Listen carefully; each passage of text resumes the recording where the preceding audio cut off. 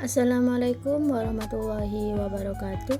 Selamat datang di channel saya. Pada kesempatan kali ini kita akan belajar mengenal komponen-komponen alat elektronika.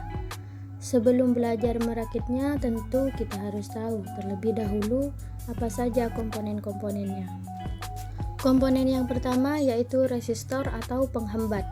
Resistor merupakan komponen elektronik yang memiliki dua pin dan dirancang untuk mengatur tegangan listrik dan arus listrik. Resistor mempunyai nilai resistansi atau tahanan tertentu yang dapat memproduksi tegangan listrik di antara kedua pin, di mana nilai tegangan terhadap resistansi tersebut berbanding lurus dengan arus yang mengalir. Resistor digunakan sebagai bagian dari rangkaian elektronik dan merupakan salah satu komponen yang paling sering digunakan. Resistor dapat dibuat dari bermacam-macam komponen, bahkan kawat resistansi, kawat yang dibuat dari paduan resistivitas tinggi seperti nikel dan kromium. Karakteristik utama dari resistor adalah resistansinya dan daya listrik yang dapat dihantarkan. Karakteristik lain termasuk koefisien suhu, derau listrik atau noise, dan induktansi. Resistor dapat dipadukan ke dalam rangkaian kacukan, hybrid circuit, dan papan sirkuit, cetak PCB, bahkan rangkaian terpadu atau IC. Ukuran dan letak kaki bergantung pada rancangan rangkaian. Kebutuhan daya resistor harus cukup dan disesuaikan dengan kebutuhan arus rangkaian agar tidak terbakar. Resistor memiliki beberapa fungsi, yaitu menghambat arus listrik, membagi tegangan, membagi arus, mengamankan arus. Dan untuk nilai kapasitas daya resistor dikenali dari ukuran fisik resistor dan tulisan kapasitas daya dalam satuan watt untuk resistor dengan kemasan fisik besar. Menentukan kapasitas resistor penting dilakukan untuk menghindari resistor rusak karena terjadi kelebihan daya yang mengalir sehingga resistor terbakar, dan sebagai bentuk efisiensi biaya dan tepat dalam waktu pembuatan rangkaian elektronika. Alat elektronika yang kedua yaitu kapasitor. Kapasitor merupakan komponen listrik yang digunakan untuk menyimpan muatan listrik. Bahan penyusun kapasitor yaitu dua keping atau dua lembaran penghantar listrik yang dipisahkan menggunakan isolator listrik berupa bahan dielektrik. Masing-masing keping atau lembaran penghantar listrik diberi muatan listrik dalam jumlah yang sama, tetapi berlainan jenis, yaitu muatan positif dan muatan negatif. Secara keseluruhan, kapasitor sesungguhnya bermuatan netral. Kapasitor dapat dibedakan berdasarkan bahan dielektrik yang digunakan menjadi kapasitor mika, kapasitor kertas, kapasitor keramik, kapasitor elektrolit, dan kapasitor udara. Berdasarkan jenis kutub atau polar, kapasitor dibedakan menjadi kapasitor berkutub atau polar dan kapasitor tak berkutub atau non-polar. Kapasitor digunakan pada rangkaian listrik sebagai penyimpan muatan listrik atau energi listrik dan sebagai pengaman dari kegagalan listrik pada rangkaian listrik yang memiliki kumparan. Selain itu, kapasitor juga digunakan pada bagian pengatur panjang gelombang sinyal pada radio. Kapasitor memiliki satuan yang disebut farad yang diperoleh dari nama penemunya, yaitu Michael Faraday. Kapasitor berfungsi sebagai penyaring atau filter dalam sebuah rangkaian power supply atau catu daya. Cara kerja kapasitor yaitu pada saat kedua keping atau piringan dipisahkan oleh penyekat atau isolator, kapasitor akan bersifat netral. Namun, pada saat baterai terhubung, titik pada ujung kutub negatif akan menolak elektron.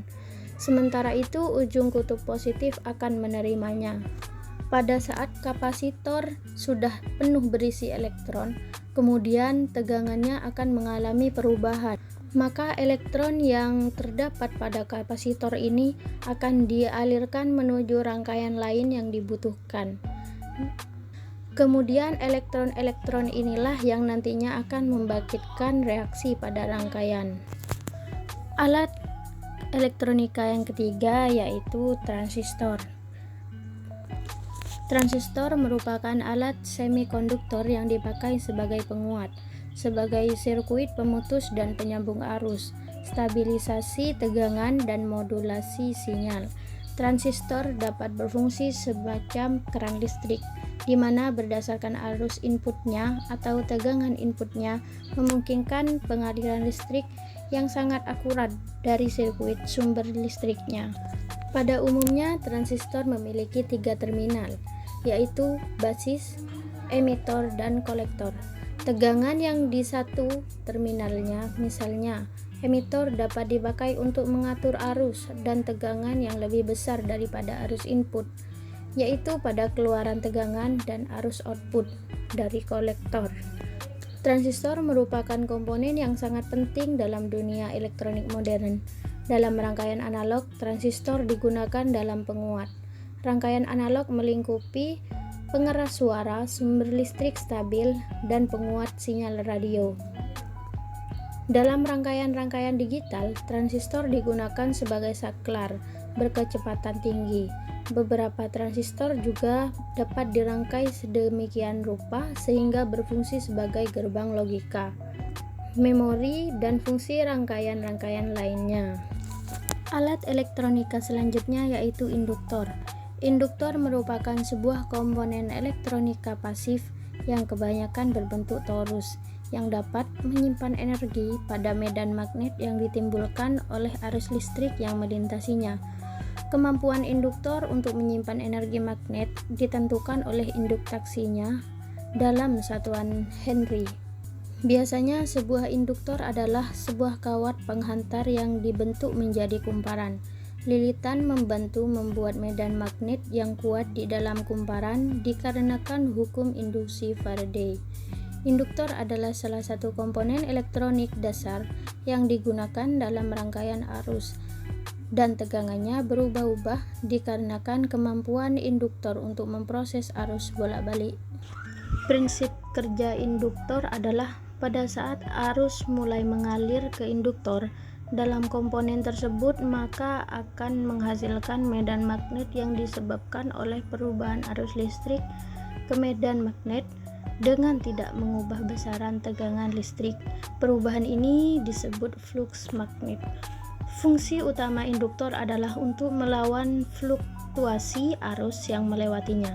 Selain itu, berikut beberapa fungsi induktor lainnya, yaitu menyimpan arus listrik dalam bentuk medan magnet, meneruskan arus searah atau DC dalam rangkaian listrik, kemudian menahan arus bolak-balik sebagai alat yang menimbulkan gaya magnet, dan sebagai filter maupun penalaan atau tuning, dapat membangkitkan getaran dan melipat gandakan tegangan atau arus.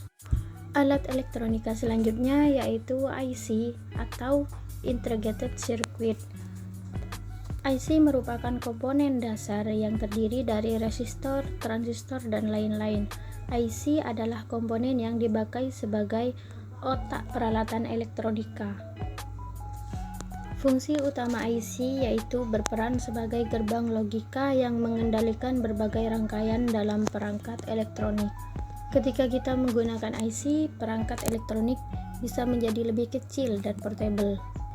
Inilah mengapa perangkat-perangkat modern seringkali memiliki desain yang lebih ringkas, praktis, dan terlihat lebih modern.